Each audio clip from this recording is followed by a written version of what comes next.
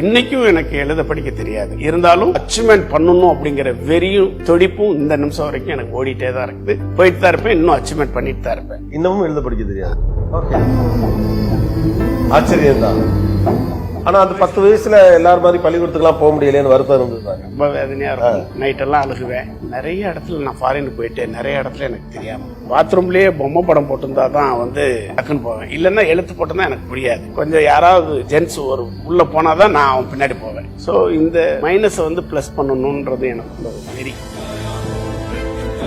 Chennai mobile start பண்றப்போ ஒரு 4 பேர் 2003ல ஸ்டார்ட் பண்ணோம். 2003ல தான் முதல் 2003ல தான் சென்னை மொபைல் ஃபர்ஸ்ட் கடையே கோயம்புத்தூர். ஆனா எனக்கு என்ன புரியலன்னா, கோயம்புத்தூர்ல கடை திறக்கிறவர் கோயம்புத்தூர் மொபைல்ஸ்ல பேர் வைக்கிறது, சென்னை மொபைல்ஸ் பேர். எனக்கு இந்த ஊர் ரொம்ப பிடிச்சிருந்தது.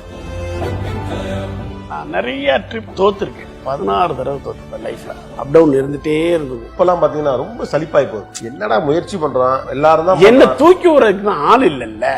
என்ன பிடிச்சி வேற வழியே இல்லை.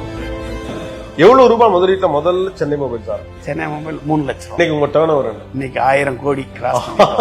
1000 கோடி இருக்கதை வச்சுட்டு ஏதாவது எப்படியாவது பிழைக்கணுங்கிற கஷ்டம் இருக்கப்ப கூட பெருசா வரணுங்கிற எண்ணம் எப்படி வந்துச்சு? அந்த நம்பிக்கை எப்படி வந்துச்சு? நாங்க இருந்த கடையில வேலை பார்த்துட்டு இருந்த கடைக்கு முன்னாடி ஒரு துணியை வச்சு வித்துட்டு இருப்பாங்க. அதுல திறமையா ஒருத்தர் நல்லா செயல்படும். அப்படி எங்க கடை சேலை காட்டிலையும் அவர் ஜாஸ்தியா பண்ணுவாங்க. என்னன்னா கஸ்டமர்கிட்ட நல்லா பேசி நல்ல பொருளை கொடுத்து அந்த கஸ்டமரை பிக்கப் பண்ணி ரெகுலரா வர்ற மாதிரி அவர் பிசினஸ். ஏன் இவரை மாதிரி நம்ம செய்யக்கூடாது?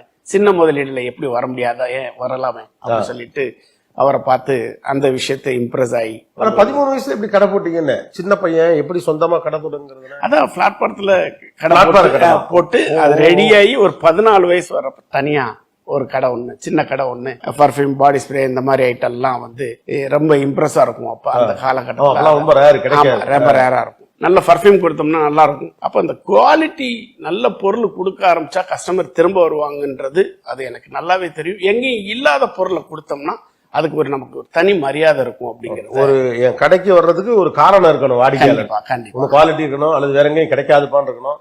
ஒண்ணும் இல்லைனாலும் அந்த பையன் நல்ல பையன்பா, அதுக்காக போவோம் இல்ல? இது மாதிரி கண்டிப்பா எனக்கு நீங்க சொல்லிட்டு இருக்கப்பதான் ஒரு விஷயம் ஞாபகம் வருது. நம்ம எங்க இருக்கிறோங்கிறது முக்கியம் இல்ல, என்ன ஆகணும்னு நினைக்கிறோங்கிறதா முக்கியம். கண்டிப்பா சோ படிப்பு கிடையாது, வறுமை, ஆனா ஏதாவது ஒண்ணு பெருசா ஆகணுங்கிற எண்ணம் இருந்தது. கண்டிப்பா இன்னைக்கும் எனக்கு எழுத படிக்க தெரியாது. இருந்தாலும் என்னால அச்சீவ்மெண்ட் பண்ணணும் அப்படிங்கிற வெறியும் துடிப்பும் இந்த நிமிஷம் வரைக்கும் எனக்கு ஓடிட்டே தான் இருக்குது. போயிட்டு தான் இருப்பேன், இன்னும் அச்சீவ்மெண்ட் பண்ணிட்டு தான் இருப்பேன். இன்னமும் எழுத படிக்க தெரியாது. ஆச்சரியம் தான். ஆனா ஒரு 14 வயசுல சின்னதா கடை போட்டாச்சு. எப்ப இந்த போன் பிசினஸ்க்குள்ள வரணும் அப்படிங்கிற எண்ணம் வந்து? நான் அதுக்கப்புறம் இந்த எலக்ட்ரானிக் பொருள் விற்கணும்ன்றது அடுத்தது எனக்கு ஞாபகம். அப்ப அந்த games, calculator, walkman, CD player, அதெல்லாம் ரொம்ப ஆமா அந்த டயத்துல தான் அந்த எலக்ட்ரானிக் ஃபீல்ட ஒட்டியே வந்துட்டு இருக்கிறப்ப அந்த 94, 93ல பேஜர் வந்துச்சு. ஆர்பிஜி பேஜர் சென்னையில.